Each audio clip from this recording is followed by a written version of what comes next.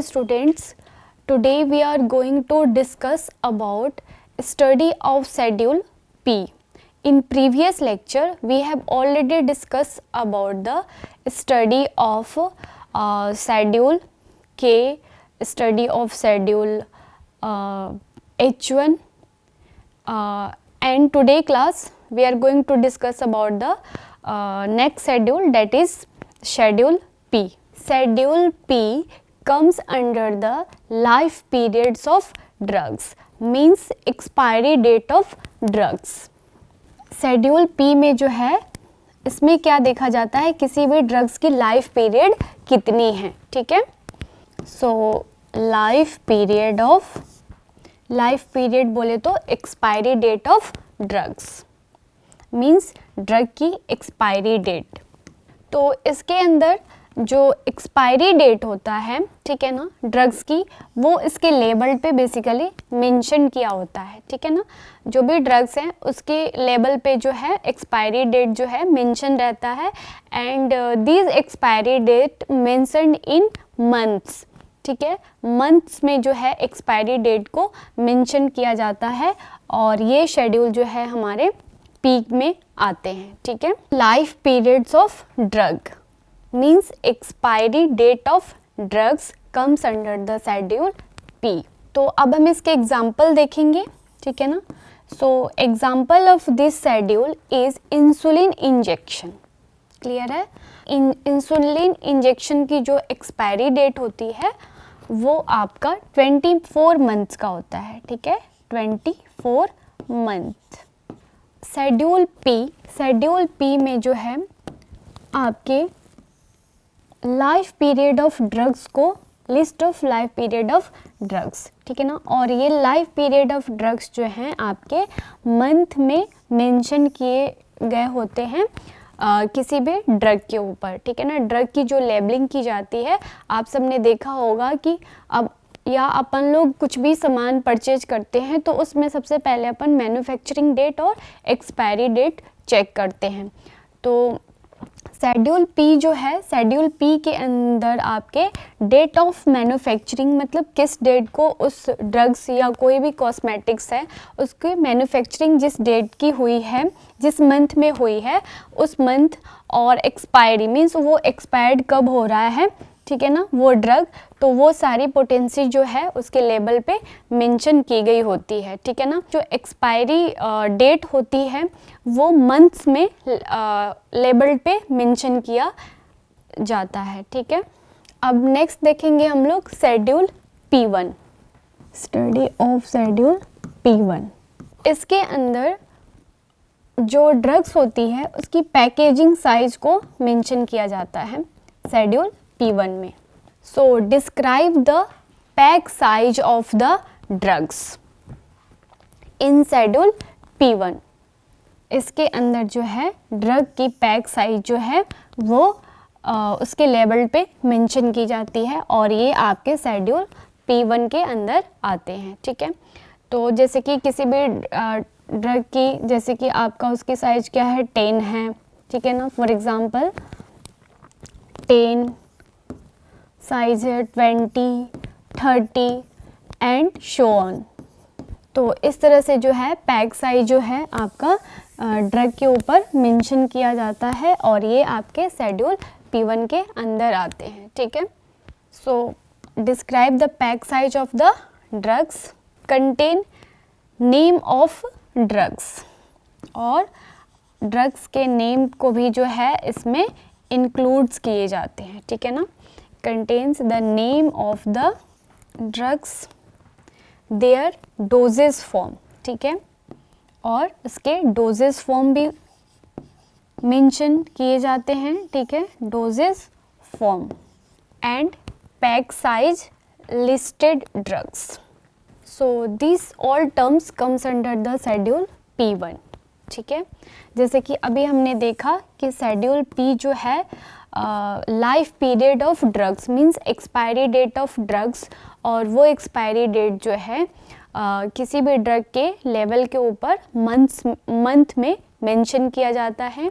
And then P1 में जो है आपके ड्रग की पैकेजिंग साइज जो है वो मेंशन्ड होती है, एंड पैकेजिंग के साथ ड्रग्स के नेम, ठीक है, और उसके डोजेज फॉर्म, ठीक है, doses form, pack size, listed drugs. So these comes under the schedule P1. Next schedule is schedule M. So schedule M is very important, and this schedule are comes under the premises, and then GMP, good manufacturing practices, and then plant, and then manufacturing of drugs. So that's why it is very precious and very important schedule of the Drug and Cosmetic Act 1940 and its rules 1945. जो भी हम chapters पढ़ रहे हैं drug and cosmetic act का, उसमें से जो हमारे शेड्यूल्स वाले पार्ट्स हैं उसमें से सबसे इम्पॉर्टेंट जो शेड्यूल है वो शेड्यूल एम है. सो इसके अंदर जो है इसमें आपका रिक्वायरमेंट ऑफ मैन्युफैक्चरिंग प्राइमाइसेस, ठीक है, and second one is GMP requirement for, and GMP stand for good manufacturing practices, ठीक है, factory premises, and then plants and equipments, plants and equipments. Schedule M में जो है कोई भी अगर फैक्ट्री को इनिशिएट करना है तो उसके लिए मैन्युफैक्चरिंग प्राइमाइसेस की रिक्वायरमेंट्स होती हैं, ठीक है, और GMP stands for good manufacturing practice, तो गुड मैन्युफैक्चरिंग प्रैक्टिस रिक्वायरमेंट्स होती हैं, ठीक है. फैक्ट्री कोई भी अगर आप इंडस्ट्री इनिशिएट करते हैं तो उसके लिए उसमें क्या क्या इक्विपमेंट्स की जो नेसेसरी होती है, रिक्वायरमेंट्स होती है, तो इक्विपमेंट्स एंड देन प्लांट्स, तो these all comes under the schedule M. तो जैसे कि हमने देखा कि शेड्यूल एम में जो है अगर की टर्म मैं बताऊं तो शेड्यूल एम में सबसे पहले क्या रिक्वायरमेंट है, प्राइमाइसेस, सेकेंड वन इज इक्विपमेंट्स, ठीक है, and third one is guidelines, and fourth is plants, ठीक है. तो जैसे कि मैंने बताया कि शेड्यूल एम जो है, शेड्यूल एम ये आपके दो पार्ट्स में डिवाइड होते हैं, first and second. Then schedule M के अंदर जो है आपका पार्ट फर्स्ट जो है वो भी सब पार्ट्स में डिवाइड होते हैं. तो जैसे कि हमने देखा, अभी देखेंगे हम लोग फर्स्ट पार्ट, ठीक है ना.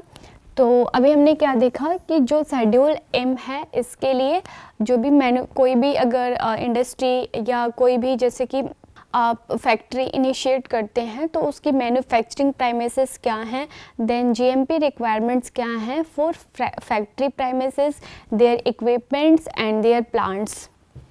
सो स्टूडेंट, जीएमपी के अंदर जो फर्स्ट पार्ट है, part 1, that is described for manufacturing of good manufacturing practice for materials. जैसे कि मैंने आपको बताया कि जो आपका फर्स्ट पार्ट है गुड मैन्युफैक्चरिंग प्रैक्टिस का, part 1 that is describe manufacturing practice for premises and materials.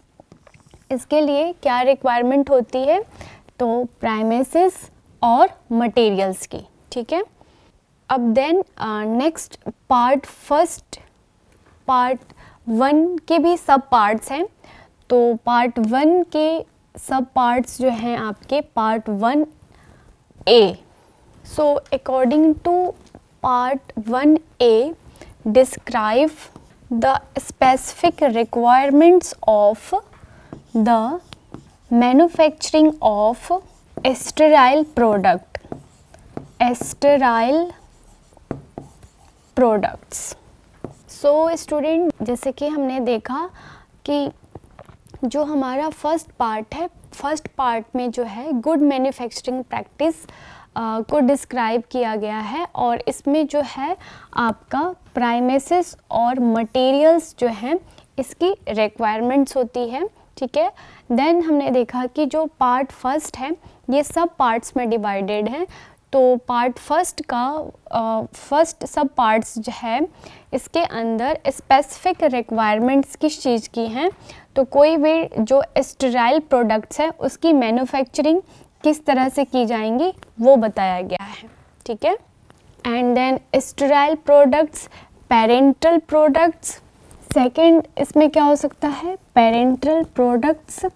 Parental products preparations जो हैं, या इसको हम पेरेंटल प्रिपरेशंस भी बोल सकते हैं, ठीक है। पेरेंटल प्रिपरेशंस के अंदर आपके स्मॉल वॉल्यूम इंजेक्शंस आएंगे, लार्ज वॉल्यूम इंजेक्शंस आएंगे, then sterile ophthalmic preparation. These all terms comes under the schedule M and part first A, ठीक है ना। ये सारे आपके स्टेराइल प्रोडक्ट्स जिसकी मैन्युफैक्चरिंग की जाती है आपके शेड्यूल M के अंतर्गत, ठीक है। अब नेक्स्ट देखेंगे हम लोग part 1B। So student, part first B में हम क्या देख रहे थे, जो भी स्पेसिफिक रिक्वायरमेंट्स हैं जो कि डिस्क्राइब्ड किए गए हैं मैन्युफैक्चर के लिए, manufacture oral solid form like tablet. So this comes under the schedule M part 1B। Next है हमारा part 1C। Part 1C also describe the specific requirements of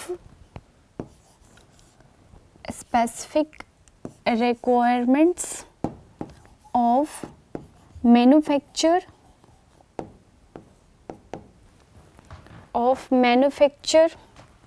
of oral liquid form। So students, अभी हम देख रहे थे part first का B। So part first B is also what? Describe the specific requirements of manufacturing of oral liquids. So oral liquid is like syrup, clear है, emulsion, suspension and elixirs So these are the oral liquids and these also comes under the part 1B schedule of M drugs। So students, next है हमारा part 1D। So part 1D also describe the specific products of manufacturing of tropical preparation, ठीक है। जो भी specific requirements हैं manufacturing के लिए और वो रिक्वायरमेंट्स जो हैं ट्रॉपिकल प्रिपरेशन के लिए हैं, तो वो अभी हम देखेंगे, ठीक है। So according to part 1D is what describe the specific requirements of manufacture of tropical preparation या tropical products. So basically tropical products जो कि हम स्किन के ऊपर अप्लाई करते हैं, ठीक है ना। तो ट्रॉपिकल प्रोडक्ट्स आपके क्या हो सकते हैं, एक्सटर्नल प्रिपरेशन हो सकते हैं, ठीक है। These are what, external preparation, external preparation, clear है। सो एक्सटर्नल प्रिपरेशन में क्या क्या आएगा हमारा, एक्सटर्नल प्रिपरेशन लाइक क्रीम, ठीक है, ointments, then next is lotion, dusting powders and then paste, clear है। These are tropical products, ठीक है। These are what? These are tropical products and these are used in externally। इसको हम externally क्या करते हैं, एडमिनिस्ट्रेट करते हैं, अप्लाई करते हैं। सो ये सारा हमारा किसके अंदर आता है, शेड्यूल एम के पार्ट फर्स्ट 1D में। So student, next is part 1E। So part 1E is also describe the specific requirements of manufacture of metered dose inhaler. जो भी अस्थमा वगैरह में या जो भी इनहेलर्स होते हैं उसकी मैन्युफैक्चरिंग जो है आपके ये भी शेड्यूल एम के पार्ट 1E के अंदर आते हैं. ठीक है. Part 1E is describe the specific requirements of manufacturing of metered dose inhaler. ठीक है ना. metered dose inhaler stand for MD. Clear है.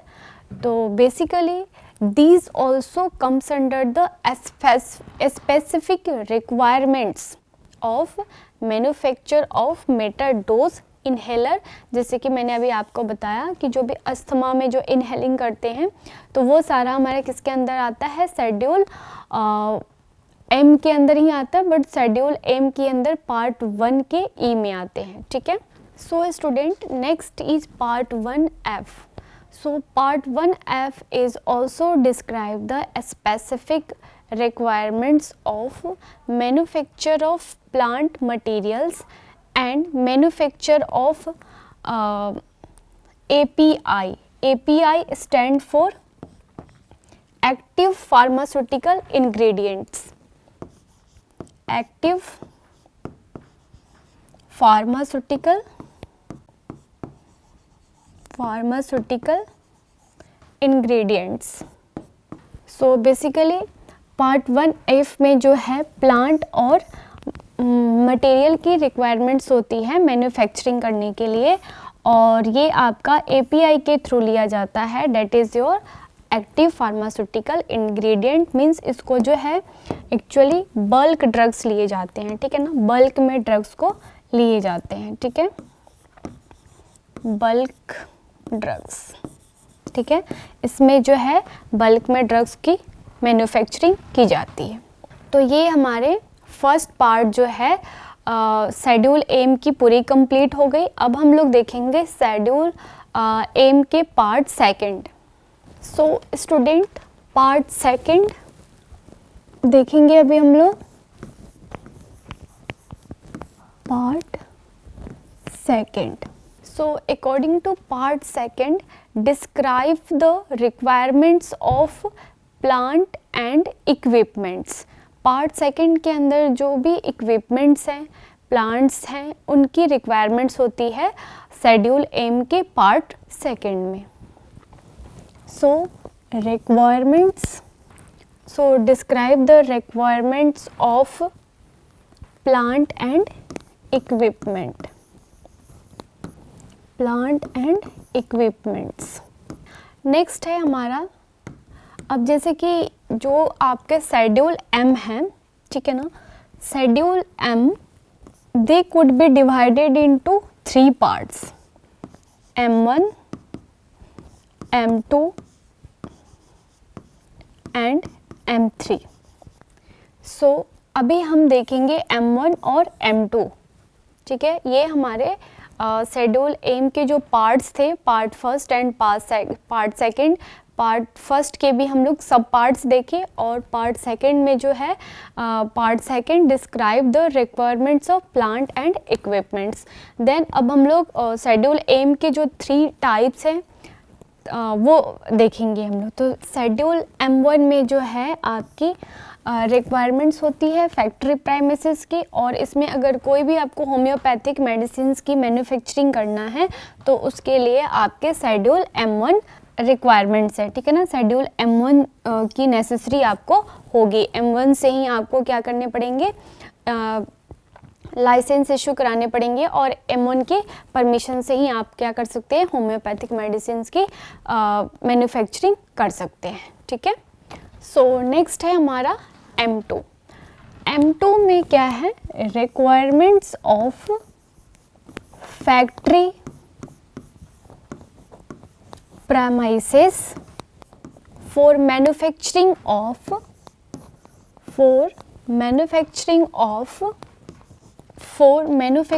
of cosmetics.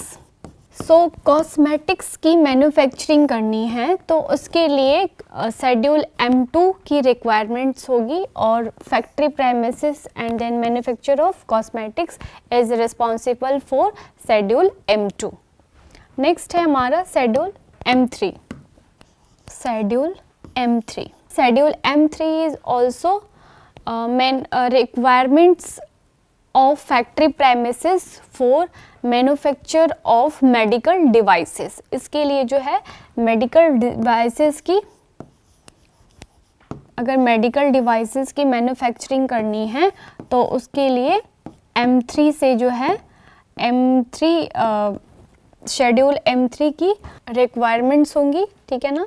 M3 is requirements of factory premises for manufacturing of medical devices। So students, आज की class हमारी complete हो गई है। नेक्स्ट क्लास में हम लोग schedule N and last schedule is schedule X। तो कल की क्लास में हम लोग शेड्यूल N और X की स्टडी करेंगे। Thank you.